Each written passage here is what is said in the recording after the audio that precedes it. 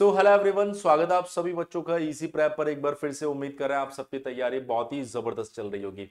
हाल ही में आई BTSC JEE की 2700 से ज्यादा वैकेंसीज के लिए आप सभी बच्चों के दिमाग में ये सवाल चल रहा है कि सर कैसे हम लोग तैयारी करें कि पहले अटेम्प्ट में हम बीटीएससी जेई के अंदर सिलेक्शन ले सकें। देखिए, सबसे पहली चीज तो मैं आपको बता देता हूं कि आपके 3 ब्रांचेस के लिए वैकेंसी आई है, जिसमें सिविल के लिए 2591 के आसपास वैकेंसी है, मैकेनिकल के लिए 70 वैकेंसी और इलेक्ट्रिकल की 86 वैकेंसी आपको दी गई है। आज के सेशन में जो बात हम लोग करने वाले हैं, इसमें हम बात करेंगे कि किस तरीके से हम तैयारी कर सकते हैं। ये जितनी भी बातें आज मैं आपको बताने वाला हूं, ये मैं अपने अनुभव से, और वो सभी बच्चे जिन्होंने जेई एग्जामिनेशन को फर्स्ट अटेम्प्ट में सिंगल डिजिट रैंक के साथ में, न सिर्फ सिलेक्शन बल्कि सिंगल डिजिट रैंक के साथ में क्रैक किया है, उनके एक्सपीरियंस, उनके अनुभव के बेसिस पे बताने वाला हूं। जिसमें आप देख सकते हैं एसएससी जेई 2024 के जो टॉपर्स है, टॉप 10 रैंक्स में जो 5 रैंक्स इजी प्रेप से आई है, और उसके साथ ही जिन्होंने अभी हाल ही में RRB JE examination easy prep के साथ तैयारी करके क्रैक किया है, उन सभी के पर्सनल अनुभव के बेसिस पर मैं आप लोगों को बताने वाला हूं। देखिए, सबसे पहले कोई भी एग्जाम अगर हम लोग क्रैक कर रहे हैं तो हमें यह पता होना चाहिए कि हम किस कैटेगरी में है। यहां पर बीटीएससी जेई के लिए अगर मैं बात करूं तो 3 तरह के बच्चे फाइट करने वाले हैं। नंबर 1 बीटीएससी जेई नंबर 1 जो अभी फिलहाल पास हुए हैं, मान के चलिए कि वो रियलिटी में फ्रेशर्स है। नंबर 2 वो बच्चे जो 2-3 साल से तैयारी कर रहे हैं, कुछ नहीं कर रहे, सिर्फ तैयारी कर रहे हैं। नंबर 3 वो बच्चे जो फिलहाल जॉब कर रहे हैं और बीटीएससी जेई को देखकर उन्होंने मन बना लिया है कि हमें अब बीटीएससी जेई को क्रैक करना है। इन 3 कैटेगरी में आप हमने बच्चों को यहां पर डिवाइड किया और आपको आइडेंटिफाई करना है कि आप किस कैटेगरी में आते हैं। ये कोई बहुत बड़ा टास्क नहीं है। देखिए, हर बच्चे के पास में अपना एक एडवांटेज है, अपना एक डिसएडवांटेज है। मैं सबसे पहले आपको एक चीज बताता हूं कि ये जो बच्चा है ना, ये फ्रेशर मतलब अभी पास आउट हुआ है, इसके अंदर जो पढ़ने का फ्लो होगा ना वो सबसे अच्छा होगा, मोटिवेटेड होगा, पहली बार कॉम्पिटिटिव एग्जामिनेशन में उतर रहा है। तो इसके पास में क्या होगा कि बेसिक्स अच्छे होने चाहिए, इसके इसके बेसिक्स अच्छे होंगे। लेकिन अगर मैं बात करूं इस कैटेगरी में आप आ रहे हैं तो इनके पास में एक्सपीरियंस की पूरी तरीके से कमी है। एक पेपर को सही तरीके से अटेम्प्ट करने के लिए भी अच्छा खासा एक्सपीरियंस लगता है। अब बात करते हैं इस बच्चे की। इस बच्चे के पास में एक्सपीरियंस के मार्क्स भी नहीं रहेंगे। इस बार मार्क्स भी तो आ रहे हैं ना एक्सपीरियंस के, ये भी नहीं है। इस कैटेगरी के बच्चे की बात करेंगे तो ये सबसे डेंजरस होने वाले हैं इस बीटीएससी एग्जामिनेशन के अंदर। कारण क्या है? इनके बेसिक्स और एडवांस दोनों अच्छे हैं। बेसिक्स प्लस एडवांस दोनों अच्छा है। क्यों? 2-3 साल से तैयारी कर रहे हैं, प्रैक्टिस कर रहे हैं, एग्जाम दे रहे हैं, फेल हो रहे हैं, इनको पता चल रहा है कि हमसे क्या गलतियां हो रही है, कैसे उनमें सुधार करना है।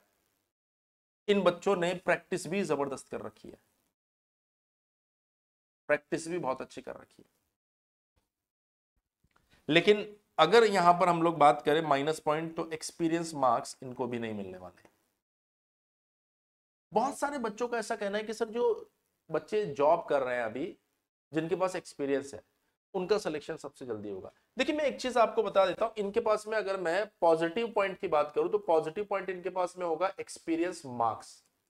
लेकिन लंबे समय से पढ़ाई छूट जाने की वजह से इनके बेसिक्स एंड फंडामेंटल पूरी तरीके से हिल चुके हैं।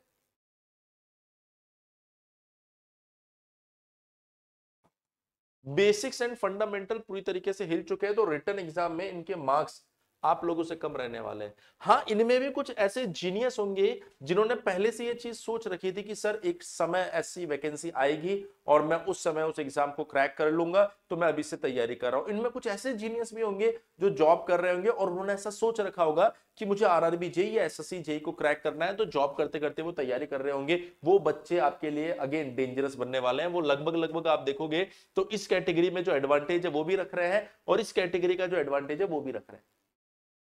तो पहली चीज तो आपको डिसाइड करना है कि आप किस कैटेगरी में है। नंबर 1, सर अगर मैं इस कैटेगरी में आ रहा हूं तो देखो, अगर आप इस कैटेगरी में आ रहे हो तो आपके पास गोल्डन अपॉर्चुनिटी इस तरीके से है कि भैया एक्सपीरियंस मार्क्स तो आपके पास है ही है। अब ये बेसिक्स और फंडामेंटल जो आपको पढ़ना है और इसको लेकर जाना है एडवांस लेवल पर। इसको अगर आपको एडवांस लेवल पर जाना है तो डेफिनेटली जीरो से आप एक एक सब्जेक्ट को। अब मैं ऐसा मतलब देखिए, हम लोग क्वालिटी कंटेंट प्रोवाइड करवा रहे हैं, इसीलिए इतने सिलेक्शन इतने कम समय में दे रहे हैं। तो डेफिनेटली मैं ये चीज तो कहूंगा कि अगर आप तैयारी कर रहे हैं तो इजी प्रेप से कीजिए। लेकिन अगर आप जीरो लेवल से पढ़ रहे हैं तो आप प्रॉपर एक बैच लेके उसे शुरू से पढ़ना चालू कीजिए। वरना क्या होगा कि जब आप बुक या किसी पुराने नोट से पढ़ने की कोशिश करेंगे, तो मैं आपको बता रहा हूं 2024 से पहले का सिनेरियो बदल गया है। 2025 के बाद की कहानी जो है ना, 25 और 25 के बाद की कहानी है, 24 लाख की कहानी है ना, अब वो बदल रही है। पेपर में जो क्वेश्चंस आ रहे हैं वो थोड़े से अलग टाइप के आ रहे हैं। स्टेटमेंट ज्यादा देखने को मिल रहा है अब आपको यहाँ पर, और अजीबोगरीब स्टेटमेंट्स भी देखने को मिल रहे हैं। तो थ्योरी को भी कवर करने के लिए आपको अलग अलग तरीके से थ्योरी को कवर करवाई जा रही है। तो अगर आप लोग ये देख रहे हैं एक्सपीरियंस मार्क्स आपके पास में है, और अगर आप इस चीजों को सीरियस ले लेते हैं, तो आपके पास सोने पे सुहागा हो जाएगा कि सर एक्सपीरियंस के मार्क्स भी हमें पूरे मिले, और साथ के साथ हमने फंडामेंटल बेसिक से चीजों को पढ़ना शुरू किया। जब बीटीएससी जेईई की वैकेंसी आ रही तो बीच बीच में भी कुछ छोटी मोटी चीजें आएगी जिसकी वजह से चीजें डिले होगी, और एग्जाम में न चाहते हुए भी आपको 9 से 12 महीने का समय मिल जाएगा। अगर आप ऐसा सोचोगे 2 महीने में एग्जाम होने वाला है, तो ऐसा कुछ हो नहीं रहा है। तो आपको जीरो से एडवांस पढ़ना चाहिए, नंबर 1। इसको छोड़ दो, इस पर बात करते हैं। इस बच्चे का क्या कहना है, मतलब जो थॉट्स आते हैं बच्चे में, बोले सर एक तो एक्सपीरियंस नहीं है, दूसरा एक्सपीरियंस मार्क्स भी नहीं है, बेसिक्स तैयार है बस, तो मैं तो शुरुआत अभी करूंगा ही, मेरा बीटीएससी जेईई में कैसे हो जाएगा सिलेक्शन। देखो मैं एक चीज आपको बताऊंगा, मान लो आपका सिलेक्शन नहीं हुआ, या मान लो आपका सिलेक्शन नहीं होगा, तो अब आप क्या करोगे? बोला सर जेईई की तैयारी। तो आप एसएससी जेईई को तैयार कर रहे हो, आरआरबी जेईई के लिए तैयारी कर रहे हो, तो बीटीएससी जेईई के लिए तैयारी भी तो वैसे ही करनी है ना। तो अगर आप इस कैटेगरी में आ रहे हैं, तो आप बीटीएससी जेईई की तैयारी जब करो, तो माइंड में एक चीज लेकर चलो कि इसमें हो या नहीं हो मेरा सिलेक्शन, मैं तो सबको टारगेट में लेके चल रहा हूं ना। और इन सबको जब टारगेट में लेके चलूंगा तो पढ़ना तो बिल्कुल वैसे ही है ना, जैसे इसमें पढ़ना है वैसे इसमें पढ़ना है, वैसे इसमें पढ़ना है। तो आप लोगों को भी बिल्कुल जीरो से पढ़ने की जरूरत है। बस दिमाग में ये चीज रखना है कि अगर आपको लगता है कि मेरा इसमें सिलेक्शन नहीं होगा, तो भी पढ़ते रहिए, क्योंकि ये स्कोप और इसके अंदर स्कोप बनाने के लिए भी आपको उसी तरीके से पढ़ना है। एक बार तो सबको तबीयत से पढ़ना पड़ता है। अब भले आप यहाँ पढ़ लो, भले आप सोचो कि मैं पहले बीटीएससी का पेपर अटेम्प्ट करूंगा, फिर एक बार फेल हो जाऊंगा, फिर सोचूंगा मुझे जीरो से पढ़ना है, आप 8-9 महीने बाद पढ़ो, पर एक बार तो आपको तबीयत से पढ़ना ही पढ़ना पड़ेगा। ये जो बच्चा है ना, सबसे डेंजरस बच्चा है, बस इसको एक्सपीरियंस के मार्क्स नहीं मिल रहे। इसने पढ़ रखा है सब कुछ, इसने प्रैक्टिस कर रखी, एग्जाम दे रखे हैं। तो मैं इस बच्चे को ये कहूंगा कि अगर आपको ऐसा लगता है कि आपका पूरा थ्योरी एकदम तैयार है, कोई कमी नहीं है उसके अंदर, आपकी प्रैक्टिस में भी कोई कमी नहीं है, तो आप बीटीएससी जेईई की टेस्ट सीरीज लगाना चालू कर दो। और न सिर्फ बीटीएससी जेईई की, अगर आप आरआरबी जेईई की, एसएससी जेईई की, इन सब की टेस्ट सीरीज लगाते रहो, नए नए क्वेश्चंस को सॉल्व करते रहो। लेकिन यदि आपको कहीं पर भी ऐसा लगता है कि नहीं सर मैंने पढ़ तो रखा है, लेकिन सब्जेक्ट्स में अभी कॉन्फिडेंस नहीं है, अभी भी कमी लग रही है सर मुझे, और अगर ऐसा आपको लग रहा है, तो मैं आपको सजेस्ट करूंगा फिर आप भी तैयारी शुरू कर दीजिए। कोई कमी मत छोड़िए तैयारी में। बहुत बड़ी अपॉर्चुनिटी आप लोगों के हाथ में है, एसएससी, आरआरबी, बीटीएससी, और ऐसी अपॉर्चुनिटी दोबारा नहीं मिलती है। और एक सिंगल पेपर है और उसके बाद में आपके पास सिलेक्शन है। अब तैयारी अगर सर हम शुरू कर रहे हैं, तो कैसे हम तैयारी शुरू करें? देखिए सबसे पहली चीज अगर आप देखेंगे तो यहां पर आपका टेक्निकल, ये टेक्निकल 80 मार्क्स का दिया आपको, और ये वही टेक्निकल है जिसको आप एसएससी जेईई में पढ़ रहे हैं, जिसको आप आरआरबी जेईई में पढ़ रहे हैं, जिसको आप अलग अलग जेईई एग्जामिनेशन के लिए पढ़ रहे हैं। लेकिन इसके साथ ध्यान रखना, एसएससी जेईई और आरआरबी जेईई में जो टेक्निकल दिया गया उसके साथ कुछ एक्स्ट्रा सब्जेक्ट्स भी बीटीएससी ऐड करता है। जनरली जो आपके सेमेस्टर में जो सब्जेक्ट्स होते हैं ना, उनको भी वो इसके अंदर ऐड कर देता है, तो डेफिनेटली वो सब्जेक्ट तो हम पढ़ा ही रहे हैं आपको। नॉन टेक में भी इसने मेजरली पोर्शन आप देखो वो सेम ही रखा है जो एसएससी आरआरबी दे रहा है, 20 मार्क्स का है।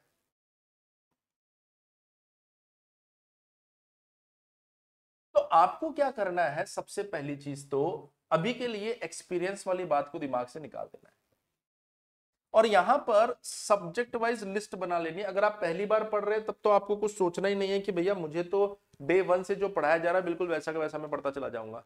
लेकिन अगर आपने पहले से पढ़ रखा है, आपने इसे रिवीजन पॉइंट ऑफ व्यू से बैच लिया हमारा, तो आप वहां पर अगर आपने रिकॉर्डेड बैच के बारे में भी मैं बताऊंगा, अगर आपने रिवीजन पॉइंट ऑफ व्यू से बैच लिया है तो डेफिनेटली हो सकता है आपने रिकॉर्डेड बैच लिया हो। तो रिकॉर्डेड बैच में आपको सबसे पहले ये चीज क्लियर करनी पड़ेगी कौन से सब्जेक्ट आपको आते हैं, कौन से नहीं आते हैं।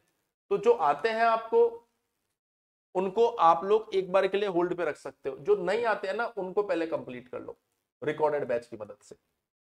लेकिन अगर आपने डेडिकेटेड बीटीएससी का जो लाइव बैच ले रखा है, वो ले रखा है, तो जिस सीक्वेंस में, जिस ऑर्डर में हम लोग पढ़ा रहे हैं उस ऑर्डर में थ्योरी कंप्लीट करते जाओ।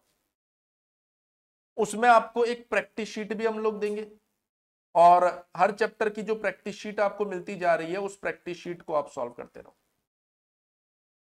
उसके साथ साथ आपको हम उसमें सब्जेक्ट वाइज टेस्ट भी देंगे।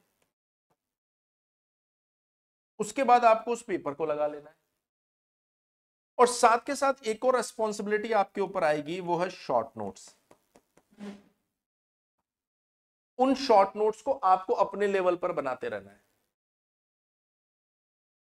एक गलती बिल्कुल ये नहीं करनी है, बहुत सी बार बच्चों को ऐसा लगता है 3 महीने में पेपर हो जाएगा तो वो क्या करेंगे, जल्दी जल्दी सब्जेक्ट को आधा अधूरा पढ़ना शुरू कर देंगे, फिर 3 महीने बाद पता चलेगा अब फिर 3 महीने के लिए पेपर आगे चला गया। ऐसे में वो इन 3 महीने में भी सही से नहीं पड़ेगा, अगले 3 महीने में भी सही से नहीं पड़ेगा। इसलिए अभी आप ये मान के चलो कि आपके पास में प्रॉपर 6 से 9 महीने या फिर 8 से 10 महीने अवेलेबल है, और जब तक डेट नहीं आती ना, बिल्कुल ऑर्गेनाइज तरीके से अपने सब्जेक्ट्स को कंप्लीट करो। जब आप ऑर्गेनाइज तरीके से सब्जेक्ट को कंप्लीट करेंगे तो हम इसी बैच के अंदर आपको एमसीक्यू प्रैक्टिस भी प्रोवाइड करवाएंगे। उन क्वेश्चंस को खुद से सॉल्व करके देखो कि आप कितना सही कर पा रहे, कितना गलत कर पा रहे। और इसके साथ साथ एक चीज और दिमाग में रखना कि अगर आप एक्सपीरियंस्ड वाले हैं तो डेफिनेटली बीटीएससी को मान सकते हैं कि आप वहां पर प्रायोरिटी दे रहे होंगे। लेकिन अगर आप एक्सपीरियंस नहीं है, फ्रेशर स्टूडेंट है, अगर आप कोई जॉब नहीं कर रहे हैं, आपके पास कोई एक्सपीरियंस सर्टिफिकेट भी नहीं है, तो फिर ऐसी कंडीशन में आप बीटीएससी जेई के साथ में आरआरबी जेई को मत भूल जाना, एसएससी जेई को मत भूल जाना। अगर आप सिविल से है तो मैकेनिकल के लिए तो एसएससी में देखो ज्यादा सीट होती नहीं है, तो उनको तो आरआरबी को बहुत ज्यादा फोकस करना ही पड़ेगा। तो उन चीजों को मत भूल जाना, क्योंकि कभी कभार क्या होता है, एक एग्जाम आता है हम एकदम उसके पीछे पड़ जाते हैं, दूसरे को बिल्कुल भूल जाते हैं। तो जो फ्रेशर वाले बच्चे उन तीनों को साथ में लेके चलेंगे। जो एक्सपीरियंस स्टूडेंट है, जो जॉब कर रहे हैं, उनको 25 नंबर एक्स्ट्रा मिलने वाले हैं। उनको बीटीएससी में कहीं ना कहीं आप देख सकते हो कि एक एडवांटेज मिल रहा है, तो वो हो सकता है उसके ऊपर अपना 200% लगा दे, किसी भी कंडीशन में सीट ना चली जाए हमारी। तो ये आपको डिसाइड करना है कि आप किस कैटेगरी के अंदर आ रहे हैं, और उसके बाद में आपको अपनी तैयारी शुरू करनी है। अगर आप पहले से सब कुछ पढ़ चुके हैं तो जो इजी प्रेप पर आपका रिकॉर्डेड बैच मिल रहा है ना, आप उस रिकॉर्डेड बैच के साथ भी जा सकते हैं, और जिन जिन सब्जेक्ट में दिक्कत है ना उनको पूरा कर लो। कुछ भी नहीं पढ़ा है भाई, लाइव बैच से जीरो से एक चीज पढ़ लो, क्योंकि हर 2-3 महीने में कोई ना कोई वैकेंसी आ रही है, तो एक बार सही से पढ़ लोगे सारी प्रॉब्लम तो। दूसरी चीज, जब आप चीजों को पढ़ रहे हैं तो इन 3 चीजों को बिल्कुल भी अवॉइड ना करें।